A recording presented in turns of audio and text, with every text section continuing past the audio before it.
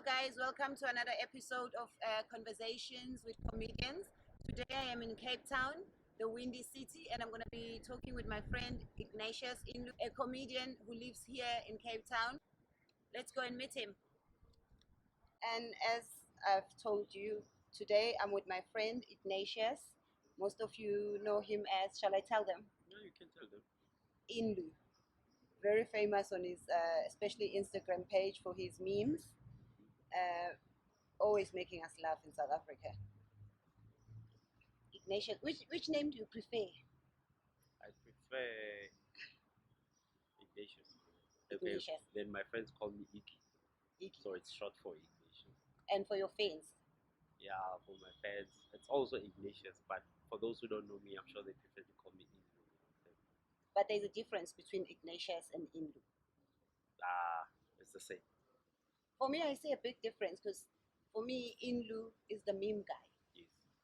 And a lot of people do not know that Innluu gets on stage and does stand-up comedy. And when you go on stage, you go as Ignatius. So for me, it's one person, but two different brands, two different characters. Okay, no, it makes sense. And also because having seen you perform, when you are on stage, you are not Innluu. You don't talk about the things that you talk about. And I don't talk about memes. Yes, it's not the memes. It's not the Instagram. It's completely new, refreshing comedy that's different. That's true. So I see you as two people. Makes sense.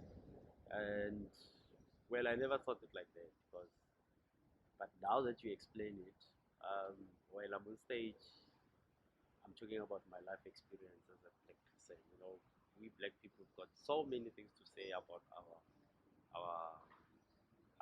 growing up in Okshin, for example, which it's totally, but it sometimes relates to the memes.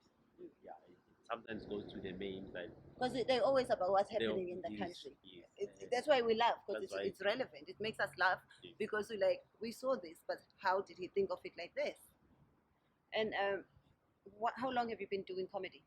I've been doing comedy for the past 2 years, I can say, but for a year or so I've postponed it because of school. So I started doing comedy on a serious note this year. When you say school, metric, night no, school?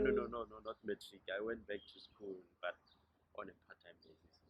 So studying public management. I graduated last year. Well done, congratulations. See, comedians do go to school. Yeah. But like I say, I always tell people that me graduating, I always wanted that, that photo. Just a photo for your grandmother's room divide. Yes, I was doing it for that.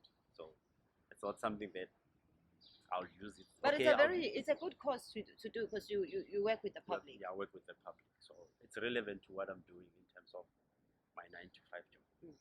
And you still have a 9-to-5 job. And I still have to Why do you still have a 9-to-5 job? Which comes first, comedy or your 9-to-5? I can say 9-to-5 because it pays the bill at the end of the day. Mm-hmm. Yeah, and then comedy is something that it's for the love. Would you ever quit it?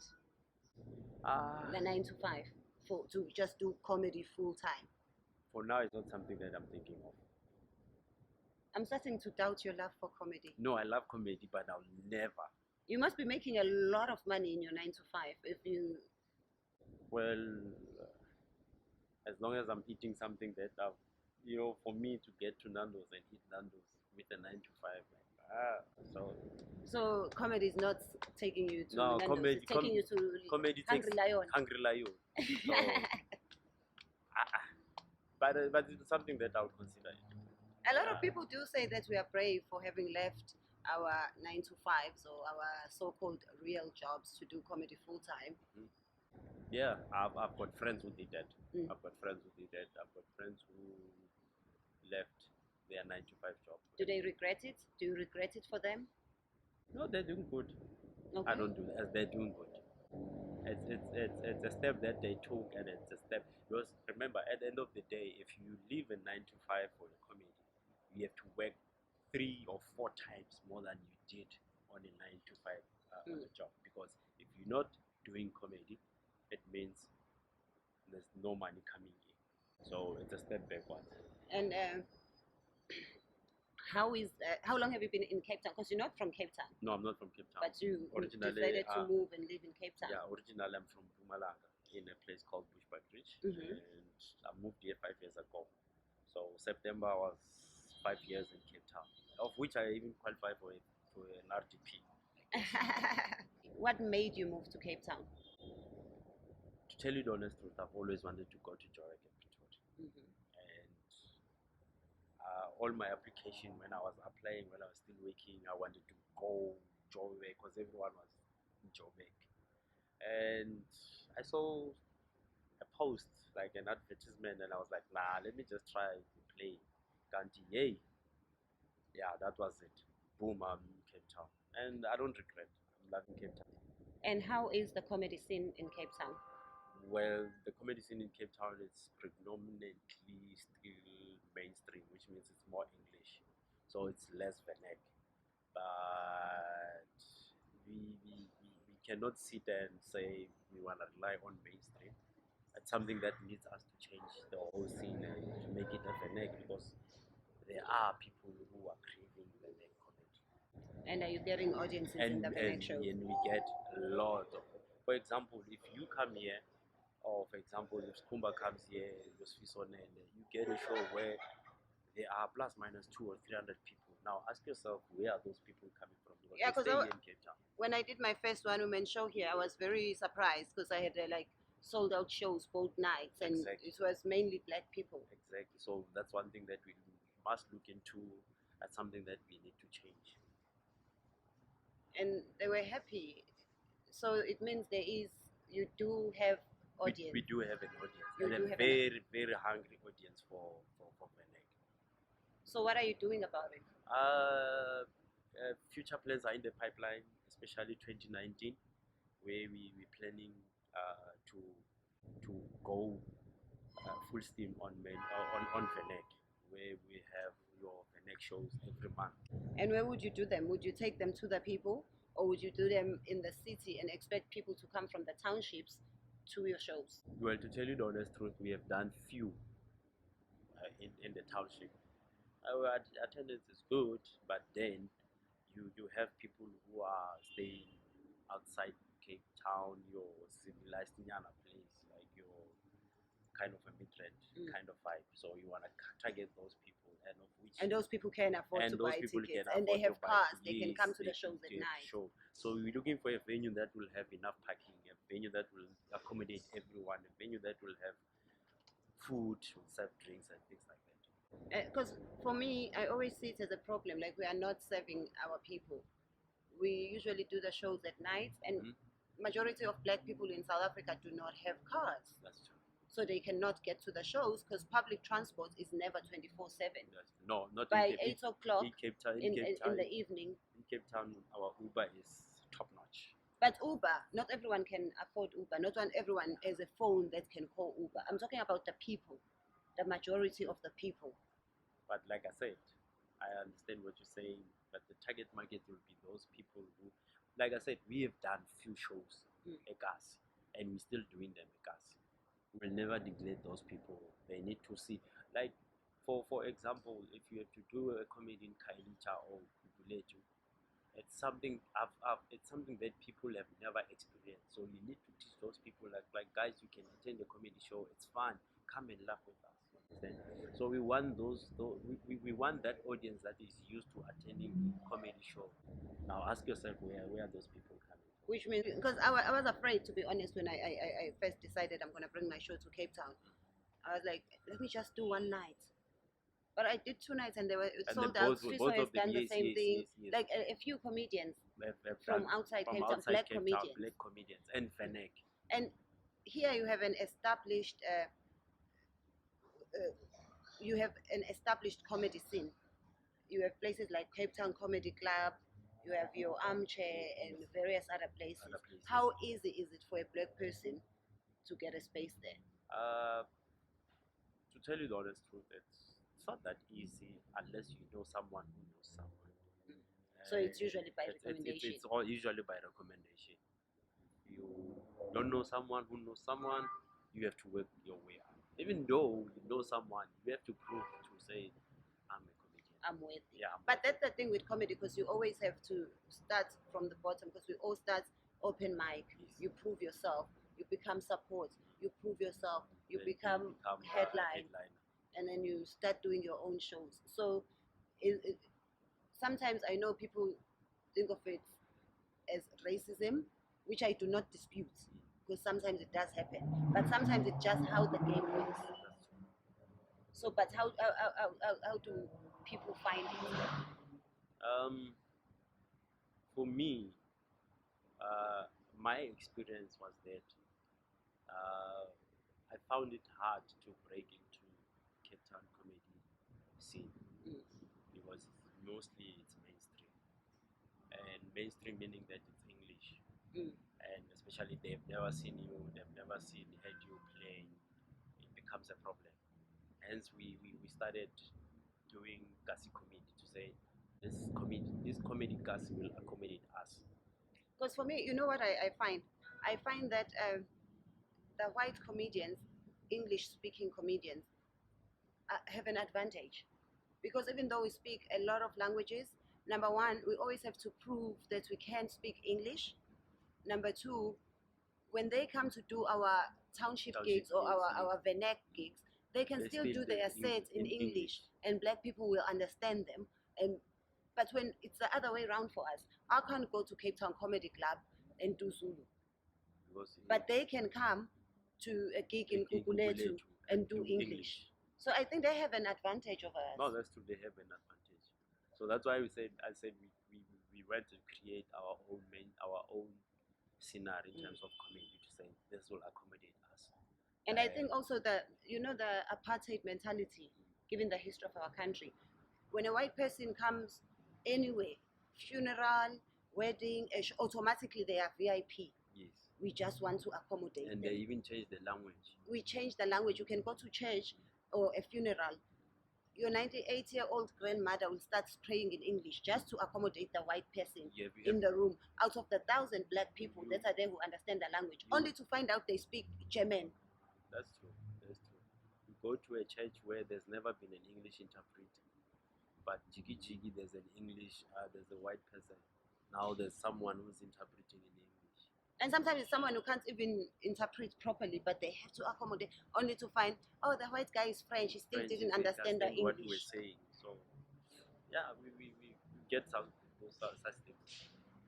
Yeah, it's difficult. And future plans for TV? Okay, for TV, I did season 1 for TBT. Hey, you should see what's happening behind you, but don't look because it will distract you. Okay, and then I did season 2 for TBT as a content creator, and so far TBT is throwback Thursday. with Skumba on Yes. SABC 1. So I was the content creator for the show, and so far I'm still mingling my way around TV.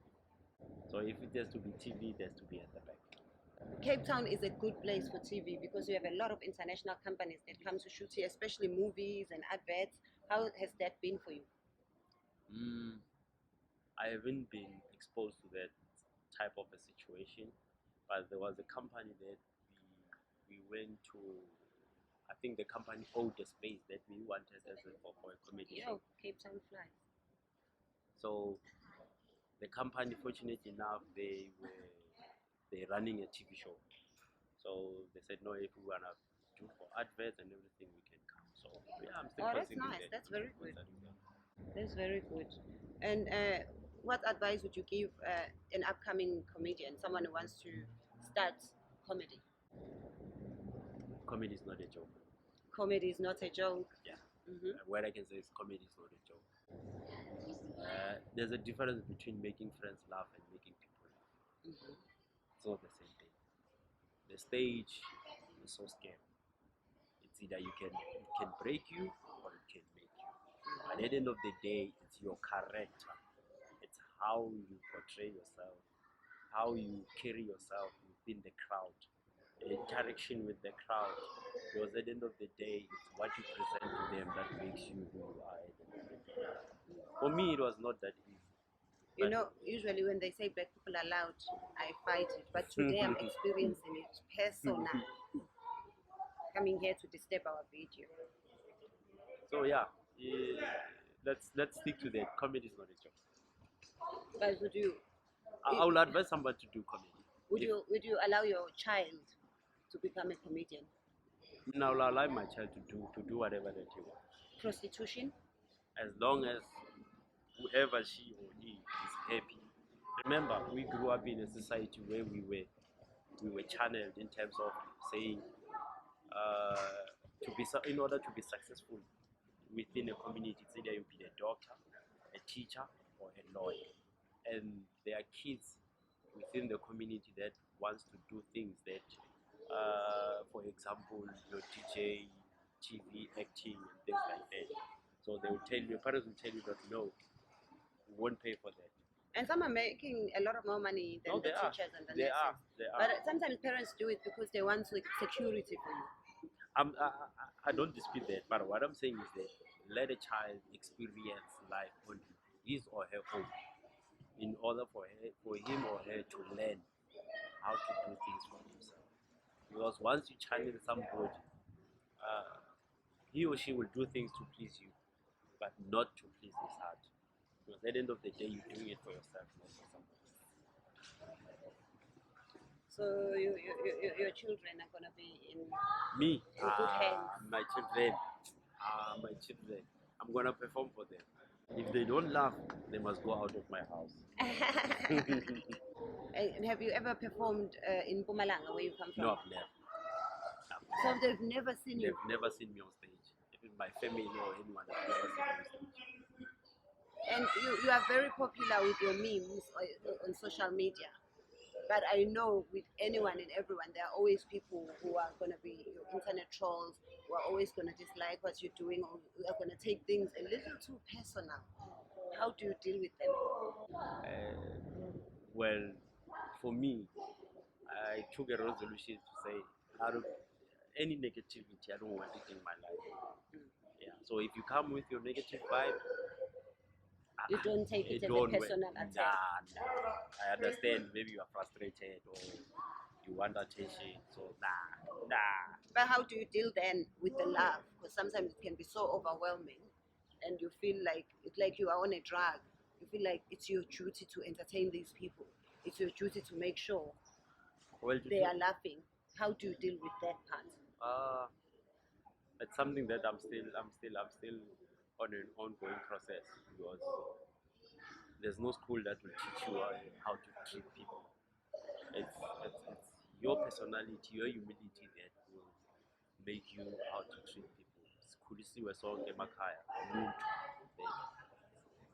umuntu ngabantu. And in terms of the future, what's the next big step? Future plans in the pipeline to take comedy to the next step in terms of the neck. Have my own shows where I feature other comedians from other provinces here in Cape Town. One. Number two. You better make sure I'm part of the list. No, you are. Don't worry. Number two, to start an advertising agency. That will propel me to the next level and expose me more into the advertising world. Because for now, I am doing advertisement, but it's too minimal. And I realize the potential that I have in terms of going through the advertising space. So watch the space. I'm coming. Oh, that's nice. Anything else you'd like people to know about you? All I can say is what you see is what you get.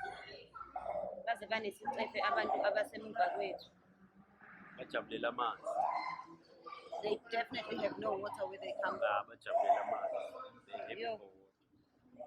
And then where can people find you on social media? People can follow me on social media at Innluu on Instagram, the real Innluu on Twitter, and Innluu on Facebook. And you have a YouTube channel? No, not yet. Okay, I like that. Not yet. Not no. Just not yet. Not yet. Thank you so much. Lovely having this conversation with you. Innluu, you have to follow his Instagram at Innluu. I'll put the thingy He's got the funniest thing. And I know a lot of people have been asking, who's this Innluu guy? Today, Nimbonile.